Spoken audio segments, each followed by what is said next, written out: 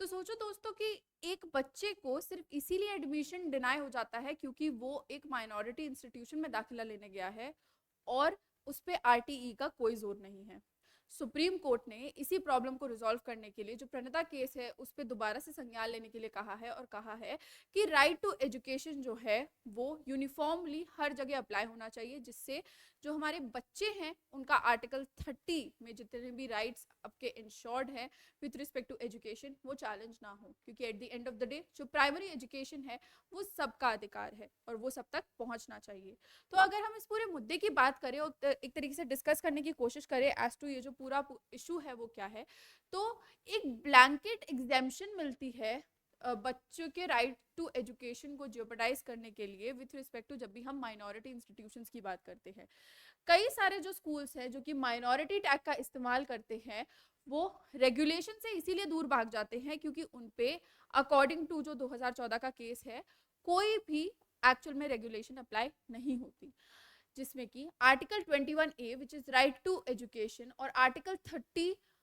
Sub article 1 आपका जो minority rights है इनका को एग्जिस्टेंस बहुत ही ज्यादा जरूरी है। तो इसी रिस्पेक्ट में अगर आप देखो तो माइनॉरिटी इंस्टीट्यूशंस जो हैं वो अक्सर आपके आर्टिकल 30 को इग्नोर कर देते हैं और डिस्क्रिमिनेट करते हैं on the grounds of religion, on the grounds of कि आपके पास एक माइनॉरिटी स्टेटस है या नहीं, जिसके चलते जो सुप्रीम कोर्ट है उसने इस पूरे मुद्दे पे संज्ञान लेने के लिए बोला है। अगर हम डिस्कस करें about the right to education act of 2009, तो ये आपका फ्री और कंपलसरी एजुकेशन को बेसिकली इंश्योर करता है for all the kids who are in the age group of 6 to 14 years। Section 12(1)(c) basically 25% reservation provide करता है वीकर सेक्शंस को in private schools. Minority institution में वहीं पे अगर आप देखो तो right to establish and administer educational institutions आता है, जिसके चलते इन दोनों ही आपके आर्टिकल्स में आता है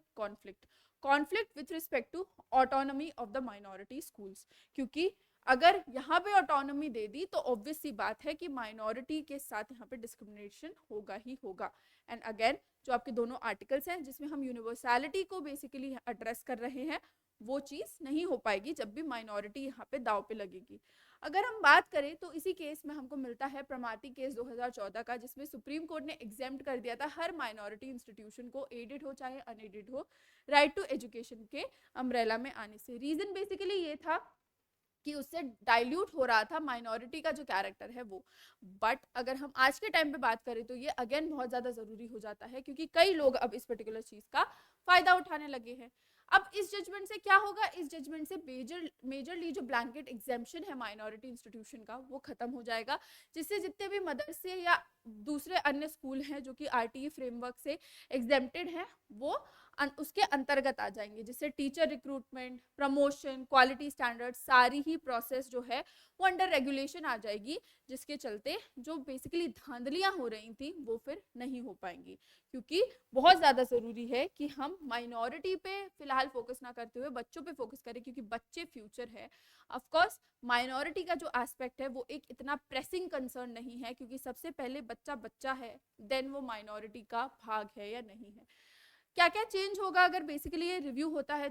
तो जो माइनॉरिटी सेंट्रिक स्कूल्स हैं वो चाइल्ड सेंट्रिक अप्रोच लेकर के आएंगे, जिसके चलते आरटीई में इंक्लूजन होगा और लार्जर बेंच जो है वो ये डिसाइड करेगी कि क्या माइनॉरिटी राइट्स और यूनिवर्सल एजुकेशन को एग्जिस्ट करेंगे या नहीं करेंगे। अगर ऐसा होता है और ये राइट टू एजुकेशन के अंतर्गत लाई जाती है स्कीम, तो हो सकता है that this would be a landmark case जो कि हमारी एजुकेशन पॉलिसी के एस्पेक्ट में आएगा। तो आपका क्या मानना है कि ये रेगुलेशन आना चाहिए या नहीं आना चाहिए, उसके बारे में जरूर बताइएगा। तब तक मैं आपको बताती हूँ कि जो हमारा 17,999 का प्राइस ऑफरिंग है वो बेसिकली फिर से आ चुका है और ये एक लिमिटेड टाइम पीरियड ऑफर है, जिसमें अगर आप 2 साल से ज्यादा का सब्सक्रिप्शन लेते हो तो आपको प्रीलिम्स पास करने पे मेंस रेसिडेंशियल प्रोग्राम की फ्री एक्सेस मिलेगी और अगर आप फेल करते हो तो अगले साल का आपको मेंस और प्रीलिम्स का क्रैश कोर्स जो है वो मुफ्त में मिलेगा। साथ ही साथ हमारा सीसैट कोर्स भी लाइव हो चुका है, तो अगर आपको कोई भी बैच लेना है तो एनएसटी लाइव के कोड का इस्तेमाल करें एंड